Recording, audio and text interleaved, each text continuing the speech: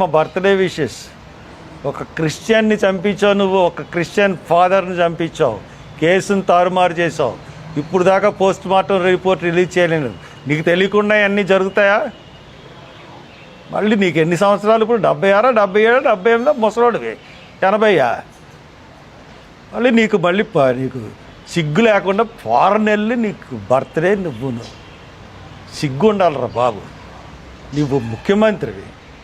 ఇక్కడ Christian father చనిపోతే ఏదో క్రిస్టియన్లకేమో తాయిలాల కింద 6-7 నెలలు పెన్షన్లు ఇచ్చేసి చక్కబెట్టేద్దాం అనుకున్నా. చూసావా జనాల్ని? ఒక పిలుపుకి ప్రతి ఒక్కడు కూడా హత్యని నమ్ముతున్నాడు. ఎస్పీలు, ఐజీలు సిగ్గుపడండి.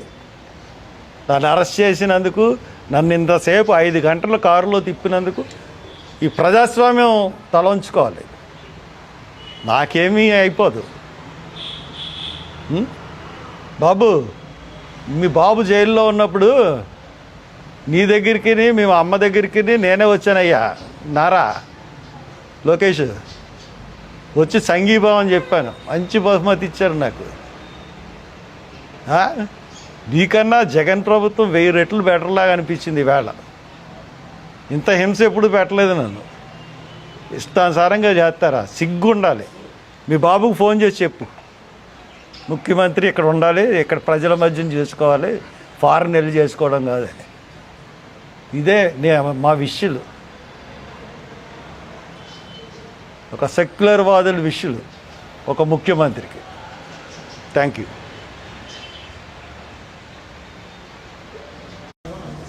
అత్యంత దారుణమైన అనుభవం చవి చూశాను. అంటే పోలీస్ డిపార్ట్మెంటు ఒక ఎంపీ అయినట్టు నన్ను ఈ రకంగా ప్రవర్తించారంటే ఇంకా ఈ రాష్ట్రంలో శాంతి భద్రతలు ఎక్కడ ఉన్నాయి? ఈ రాష్ట్రంలో అసలు పాలన ఏంటి? బ్రిటిష్ పాలన కన్నా దారుణమైన పాలన.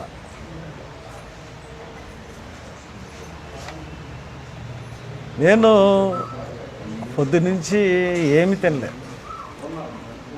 ప్రవీణ్ పగడాలకి నేను ఒక మీటింగ్కి పిలుపు ఇవ్వలే, ఒక ర్యాలీకి పిలుపు ఇవ్వలేదు, ఒక ధర్నాకి పిలుపు ఇవ్వలేదు. ఎవరి కుటుంబంతో వాళ్ళు వచ్చి ప్రవీణ్కి కొవ్వొత్తులు వెలిగించి ఇది హత్య కింద భావిస్తున్నాం అనుకున్న వాళ్ళందరూ వచ్చి అక్కడ కొవ్వొత్తులు వెలిగించండి అని చెప్పడం జరిగింది. అటువంటిది పొద్దున్న అక్కడికి వెళ్ళి వచ్చిన వాళ్ళకి ఎండగా ఉంటుంది, టెంట్ వేద్దాం, కొంచెం స్టేజ్ కింద చేద్దాం అంటే మార్నింగ్ 7:30కి వెళ్ళాను అక్కడికి. 7:30కి 1-2 కానిస్టేబుల్ ఉన్నారు, కొద్దిగా వెనక్కి వేసుకోండి సార్ అన్నారు. సరే వెనక్కి వేసుకుంటారని చెప్పేసి వచ్చేసాను. తర్వాత డిఎస్పీ వాళ్ళు వచ్చి వాళ్ళెవరు చెప్పలేదు కానీ మొత్తం అన్నీ పట్టుకెళ్ళిపోయారు. సరే పట్టుకెళ్ళిపోయారని చెప్పి డిఎస్పీ గారికి ఫోన్ చేశాను. ఏంటంటే ఇలా పట్టుకెళ్ళిపోయారంటే మీరు అక్కడ చేయడానికి వీల్లేదు. మేము ఏం చేస్తామండి, మేము ధర్నాలు చేస్తామని అనలేదు. సెక్షన్ 30 ఉంది, సెక్షన్ 144 ఉంది. మేము సెక్షన్ 30కి విరుద్ధంగా మేము అక్కడ ఏం ప్రవర్తించట్లేదు. మైక్ ఏం పెట్టం, స్పీచెస్ ఉండవు.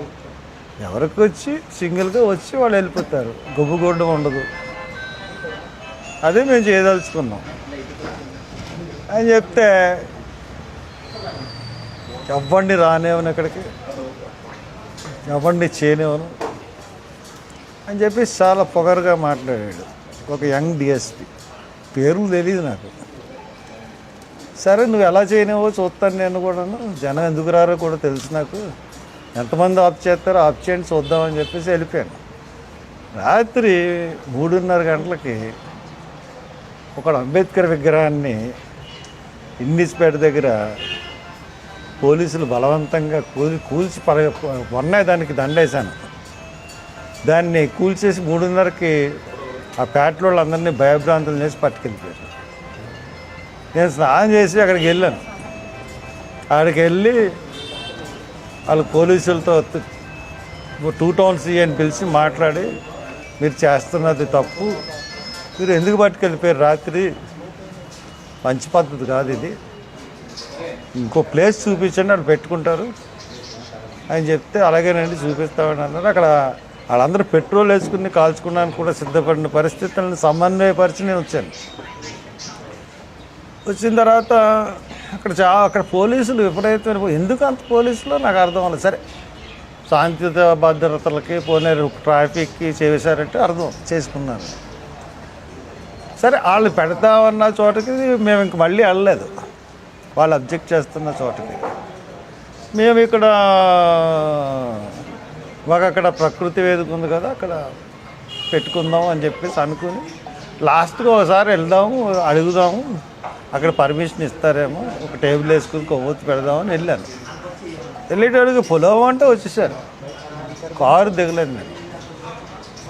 ఎందుకంటే కారు దిగితే వాళ్ళు నేను తోసానంటారు, చేశానంటారు, రకరకాల కేసులు పెడతారు. ఇంతకుముందు కూడా కారు దిగపోయినా కూడా కేసులు పెట్టారు. పోలీసుల సంగతి తెలుసు కానీ కారు దిగలేదు. కారు దిగపోతే వాళ్ళు నా కారు ఎక్కడానికి ప్రయత్నించారు. నేను డ్రైవింగ్ సీట్లోకి వచ్చాను. నన్ను డ్రైవింగ్ సీట్లోకి నుంచి లాగడానికి పోలీసులు 100 మంది పోలీసులు, కారులోంచి దించడానికి 15 నిమిషాలు నన్ను ఎంత దారుణంగా హింసించారంటే, ఇష్టానుసారంగా లాగి గీసేసి, అయినా కానీ నన్ను కారులోంచి 15 నిమిషాల వరకు దించలేకపోయారు 50 మంది పోలీసులు, డిఎస్పీలు. వెనక నుంచి ఒక 2 డిఎస్పీలు తోయడం, ఇటేపు నుంచి కాళ్ళు పెట్టి కాళ్ళు ఇరిసేసి లాగడం, ఒక పశువు కన్నా దారుణంగా లాగారు నన్ను. అయినా వాళ్ళ వల్ల అవ్వలేదు. ఇంతమంది చూసినా నన్ను లాగలేకపోయారు.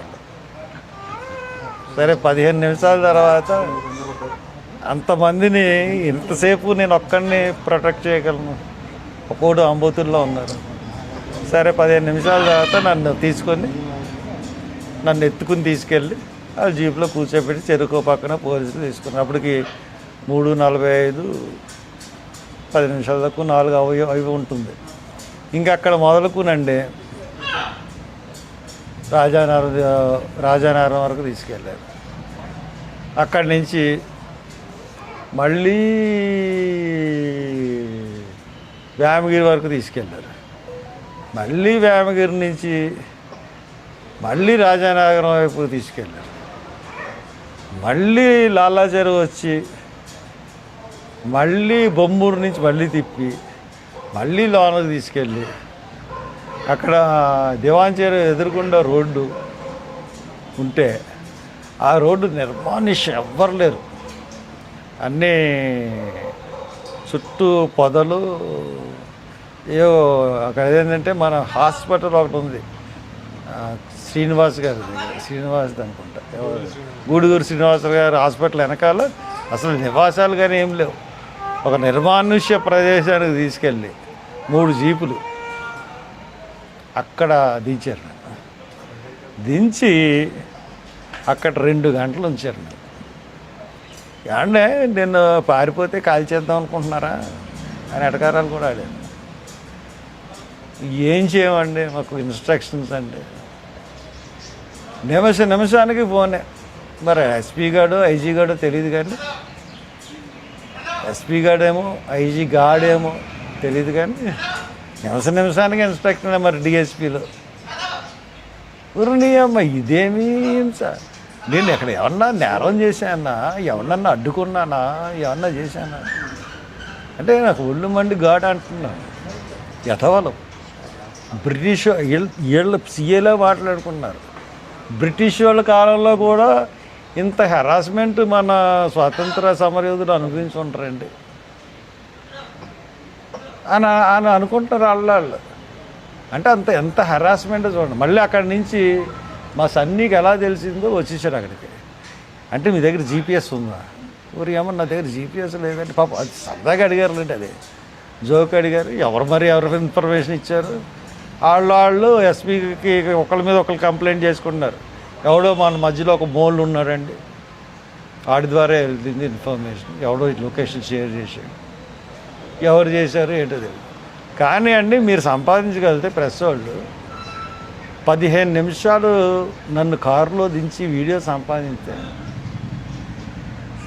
అంతకన్నా భయంకర